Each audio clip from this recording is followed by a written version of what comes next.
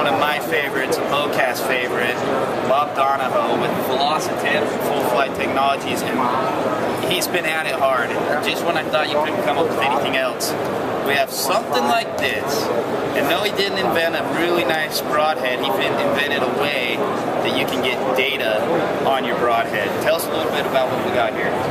Thanks. So what we have is an adapter, and what you do is you would use it to test the aerodynamics of one broadhead versus another. And if you give me a moment, we'll show you the assembly. And it uses the existing Velocitip configuration, and simply you take the electronic body. Brian's got that. That's right what there. It normally looks like. Unthread the cap where the batteries are in the tip. Don't lose it. Put the batteries in your adapter, which is basically an insert. Attach it to the electronic body. Attach broadhead 1 to it.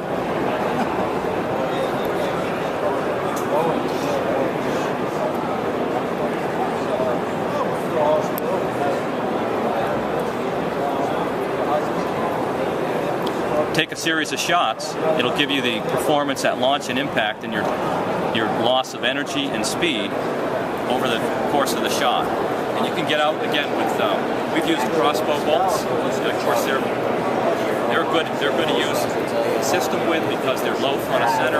You can get downrange a long way, 70 plus yards, and look at the performance of the broadheads of the system. That's a great question. So everybody that loves broadhead debates and likes to say that their broadhead flies like a field tip, we actually can provide hard numbers now showing exactly how much drag that your broadhead is creating, which is going to be kind of fun to do.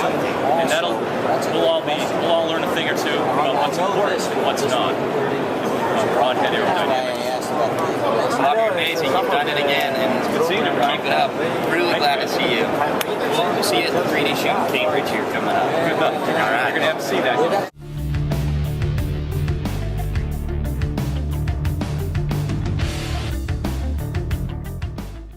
Alright, time for physics class. Joined again by Bob Donahoe of Velocitip, and he's done more for us as archers than we can even realize and thank him for.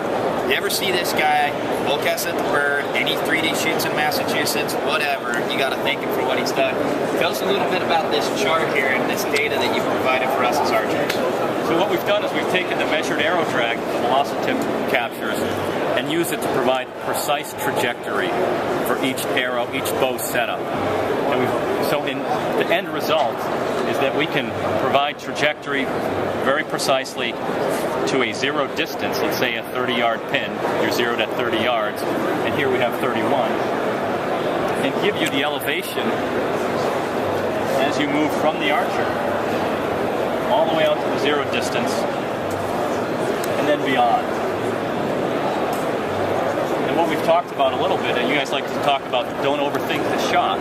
So even if you use a multi-pin sight or even a single pin sight, and you set it at a distance, if you understand the trajectory, which the system will let you do very precisely, you can understand whether you have to compensate or just aim at the center of the target for a wide distance. And here we have really a plus or minus 6-inch variance from zero all the way out to 36 or 37 yards. And so with that knowledge, you can go out there, and if you're hunting an outsized animal with a 2-foot kill zone, you could use that 1-yard pin, aim it at the center of the chest cavity from any point from 0 to 36 yards away, and you can actually go further than that with an outsized animal.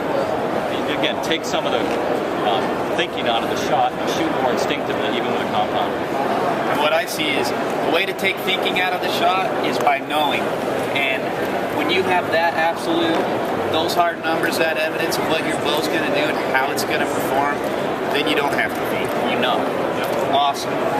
And that works really good for anybody shooting a single pin, and you know you're inside. I mean, you can get pretty much the same results. You'll know your bow's doing good, pretty close out to 40 yards.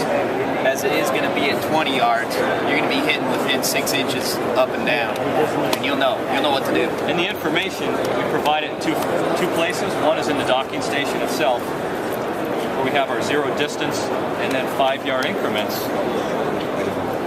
out past the 0 distance. So at 36 yards we had a 5-inch drop. At 46 yards we had, 41 yards we had an 11-inch drop.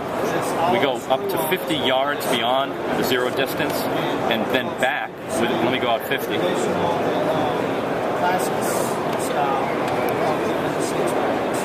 Yeah, plus 50. Let me do that. Then working upside down here. There's plus 50, and you can see the drop. Wow.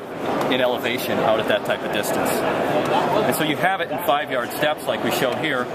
And if you want to go ahead and connect to the PC, download using the USB, you get the type of data that just like you see here. Thanks again for more physics lessons and for all the info. Anytime. Appreciate it.